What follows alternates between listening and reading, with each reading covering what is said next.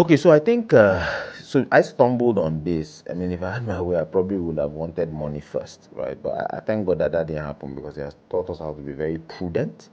And 10 billion, 20 billion, 30 billion doesn't move because it doesn't move us as an organization because we know what we need to use it for. And the way we've built has been very organic, where you have less than you need.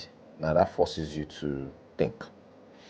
So it's good that it started as no money, but it also showed that it's possible to make something out of nothing. Um, so first of all, for us, I won't say we had a blueprint, but I can tell you what worked. We saw an opportunity. So we have a landowner that is sitting down and the land has been there for years. We come in with an opportunity to say after 1 year you're gonna get a house and some money. Let's build 4 houses here. We give him a concept of what that land is today and what his house is gonna be. He trusts us enough to say, go ahead. We don't have any money at that time. We don't have any collateral at that time. So we go and meet an investor to say, sir, we'll be as transparent as possible with you.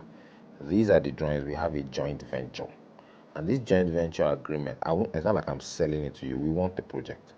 So we want you to invest this 50, 60, 80, 90 million on it. I know we don't have a collateral, but what we can promise you is this account that we all look at, we can get those units sold in 3 months, so to speak.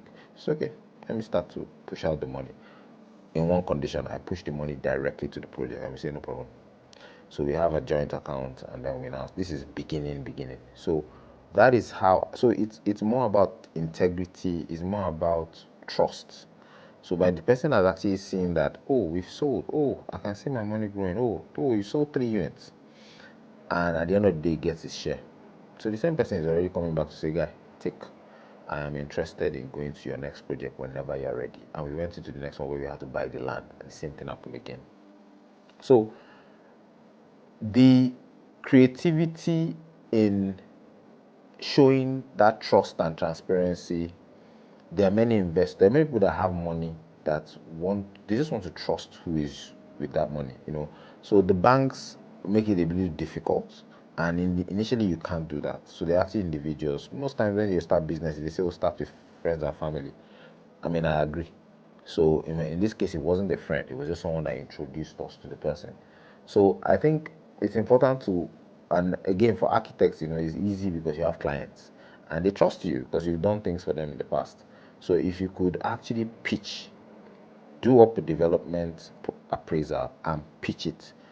If you do the pitching right, you probably get the people in without collateral. Sometimes you have to give indirect collaterals, which is your reputation. Apart from your reputation, you can say things like, oh, we're going to use a joint bank account and we're going to pay the money to the project. You will see the money go into the project. So for you to see it go to the project, all you're after is the asset grows. So once the asset grows, just know that you actually own the assets. You can actually tell the investor that you own this asset we are building. So when you tell them that their only issue is if you are going to spend the money, and that's why you're showing them the transparency that look at the money in the account, pay it directly to iron, cement. It's on site, you can see it, they are working. So by the time the project has scaled to maybe like first floor, the person starts being comfortable. Okay, I own it till you sell it. And that's how you can creatively look at how to structure that before you get to the point where you can actually hold on to collaterals. Now things are getting a lot better now once you have built that trust, because you can have third party collaterals where you pay for, and you can also build your own collateral as you go along. But these are the finance options that you can creatively get. Clearly, you might probably have to do that for a couple of years for people to trust you.